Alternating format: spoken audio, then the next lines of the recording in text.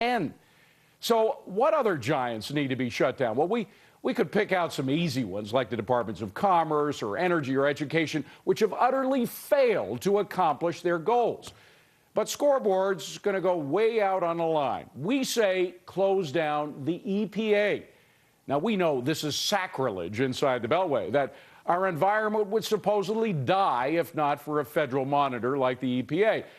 But there's a fight going on now between the EPA and Texas that proves that the EPA is now just about as useless as the CAB became. Texas has its own air quality standards, but the EPA bureaucrats in Washington say that Texans have failed to monitor their own air. The EPA bureaucrats want to take over the authority of Texans to handle their own air quality, but who cares more about the air in Texas, Texans or EPA bureaucrats thousands of miles away inside the Beltway? Plus, all that supposedly awful air in Texas hasn't stopped millions of Americans from migrating to Texas. So many people, in fact, that Texas was just apportioned 4 more seats in the House of Congress. So we say if we have to choose between the people of Texas and the bureaucrats at the EPA, there's really no choice. Shut down the EPA and stand behind the folks in Texas. They know what's best for their own neighborhood. Now, let's ask a Texan about all this and more about bureaucracy. Not just any Texan, by the way, one who's been representing the folks there for some time, Senator Kay Bailey Hutchison. Senator, thank you for coming in. Happy holidays. Hey, David, thank you. So good to be here. The bureaucrats at the EPA know more about what's good for Texas than the Texans. What do you think about that?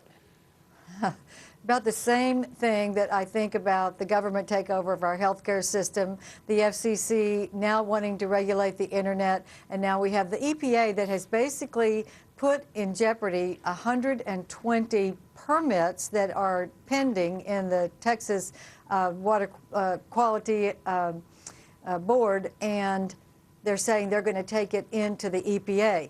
In addition to that, David, the EPA has just said that they're going to regulate refineries, quote, greenhouse gases, with an authority that they do not have, and 25% of the refining capacity in America is in Texas, and that is going to raise gasoline prices even higher than they already are at the pump, and people are already just amazed at how high gasoline prices are. But you know, it puts a fine point on how undemocratic our bureaucracies have become, how big and unaccountable they are to the people. I mean, the people of Texas know a hell of a lot more about their air and their water than the bureaucrats inside the Beltway. So shouldn't the Texans be able to regulate the environment in which they live?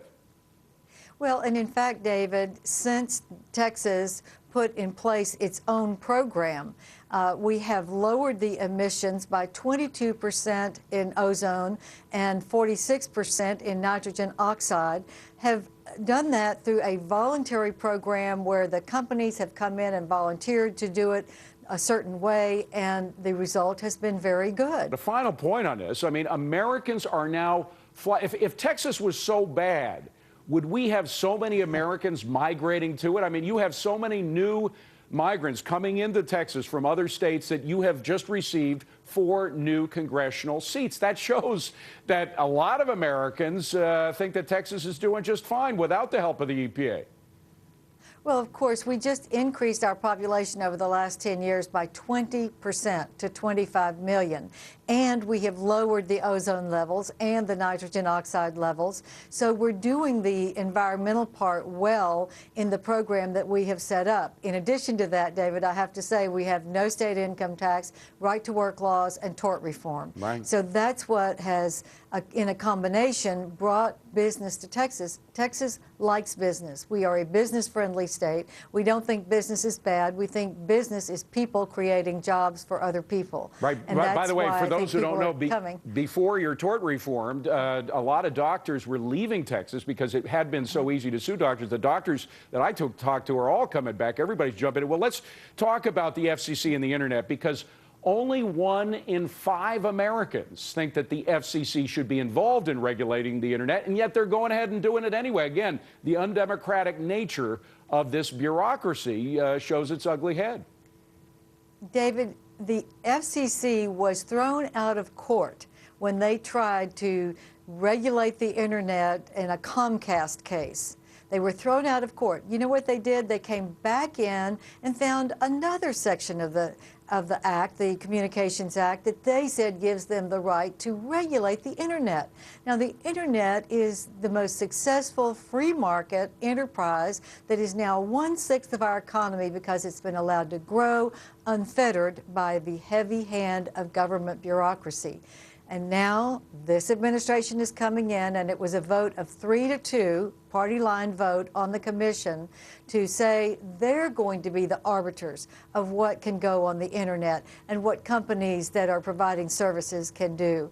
That is the beginning of the end of the innovation and the capability to create fast and react to the markets in our country that has been so successful. But we can't let it pass. This is a solution to no problem. Senator, we cannot let it pass. 1 in 5 Americans, that's all the support they have for this move. 1 in 5 Americans believe the FCC should regulate the internet. How do we stop them? We cannot allow this to pass. We are going to do everything we can at the congressional level. I've already said I'm going to introduce a resolution to disapprove this regulation. That will pass the House easily. I hope that we can pass it in the Senate, but then, of course, the president will have the right to veto it. Another way that we can try to stop them is to cut off their funds to implement this regulation, which we will also try to do.